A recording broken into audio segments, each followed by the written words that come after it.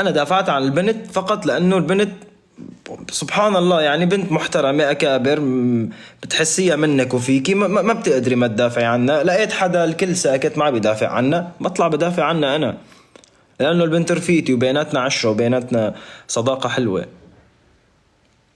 فأنا عارف حالي وقت اللي بدي أطلع أحكي أدافع عن ندى، على وقت اللي صارت مشكلتها بينه وبين فرح، انا عارف حالي انه راح اخسر كتير ناس، وراح كتير ناس يعملوا لي ام فولو، وراح ينزلوا المتابعين والمشاهدات تبعي، ونزلت المشاهدات تبعي ونزل كل شيء. واخر فترة انا اطلع على اللايف، لايفي يمكن 500 600 ما اكتر، وقت اللي كان لايفي انا 3000 و4000 صار 500 600 كرمال دافعت.